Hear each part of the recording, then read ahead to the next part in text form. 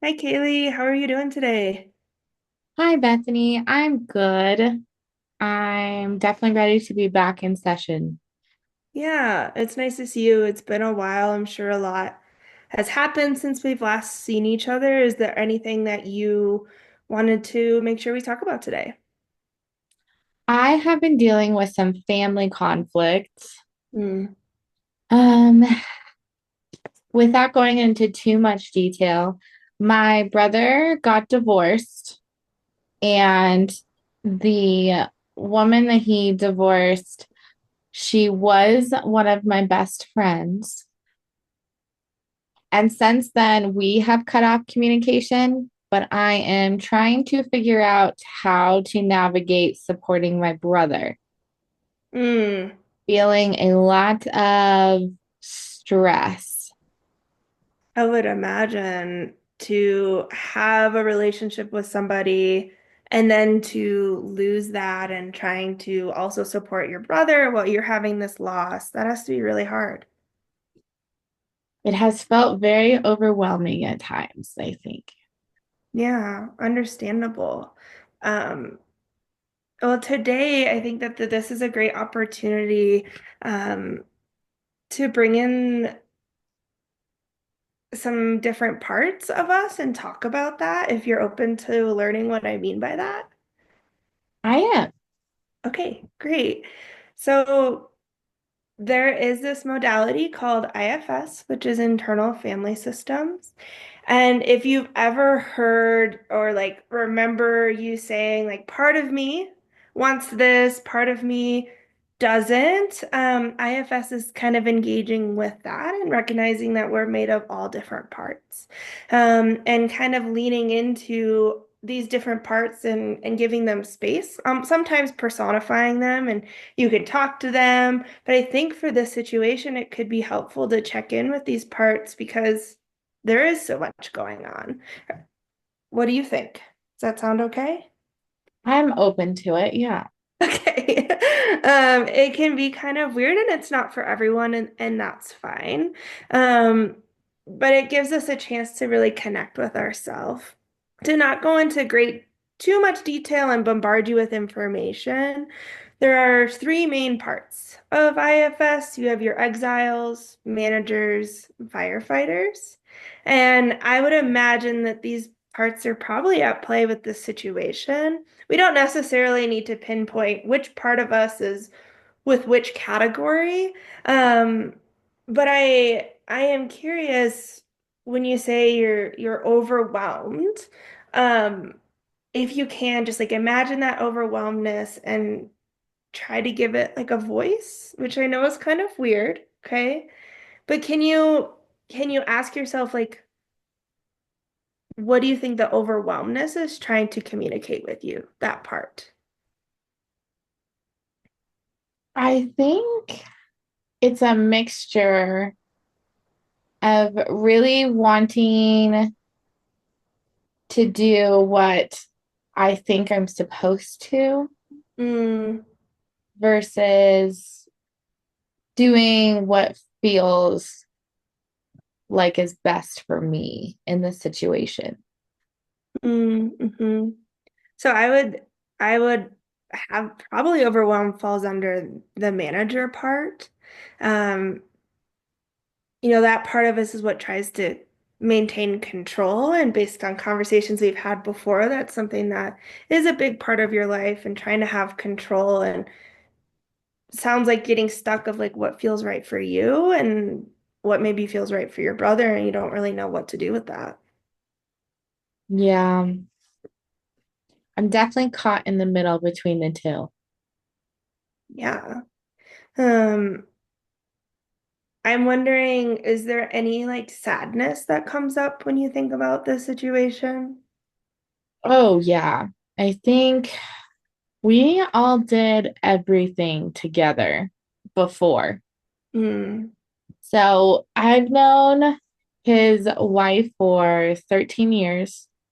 Wow. So I met her right when I finished high school. And, a lot has happened in the last decade. And I have four nieces and nephews, and our families are a little bit enmeshed in the everyday life.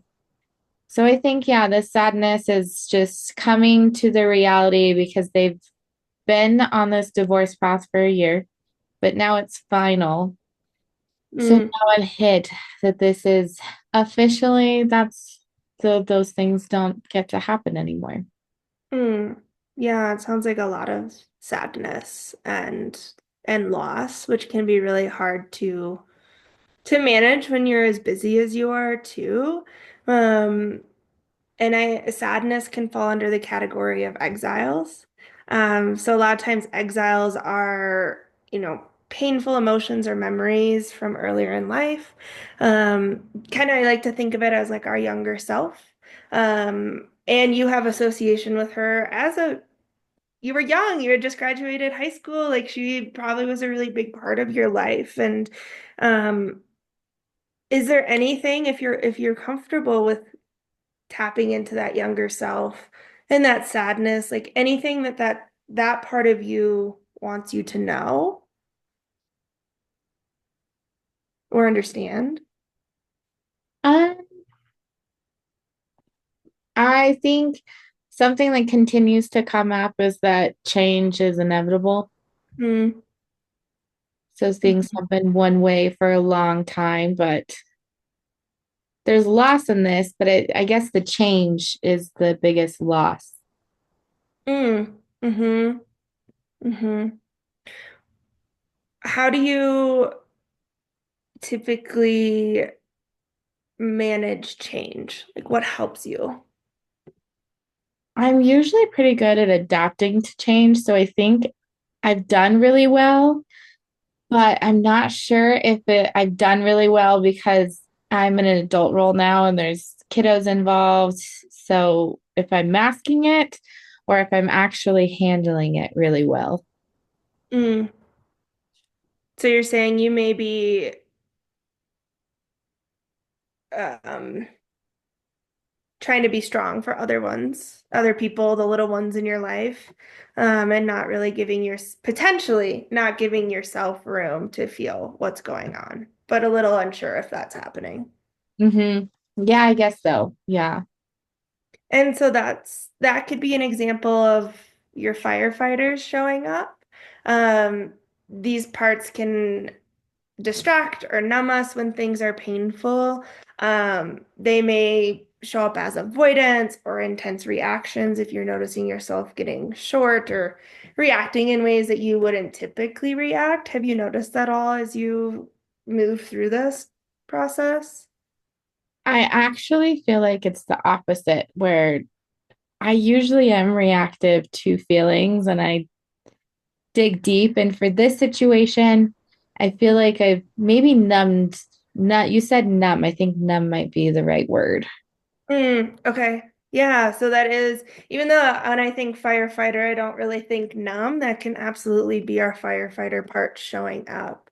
Um, And so you've been able to identify firefighters, managers, and exiles. So these three main parts that kind of surround our self. So if you can imagine our self is right in between, and all of these parts make us up.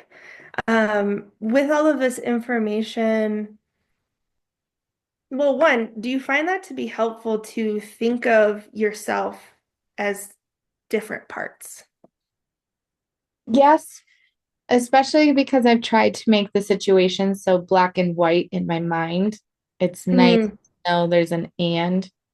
hmm. Yeah, and it's okay if this isn't something that you really resonate with. If you do, it can be helpful to explore these different parts of you because they can help teach us a lot and also make room for that nuance, which it sounds like maybe you're struggling with this really complicated situation, and that's understandable. No, I like it. I think it's helped me name a few things. Great. I think that you're doing a really great job with such a hard situation, and I hope that you're able to give yourself some compassion as you move through this week. What's maybe one thing that you can make sure you do for yourself and just for you, not for your husband or your kid? Um, I think this week I actually it's a difficult question. I could read a book I want to read. Okay. Yeah. I think that's great. Do you have a book in mind? I don't, but with school and life and kiddos, I'm always reading books that someone else picks. So Hmm. maybe I'll just pick a book this week. Yeah, I think that's a wonderful idea and a way for you to honor yourself a little bit more instead of what others think you should be. And that may help you tap into how to deal with this situation where you're getting caught with what you want versus what you think you should be doing too. Yeah. Okay. Is there anything else that you wanted to make sure we talked about today or any other thoughts as we wrap up?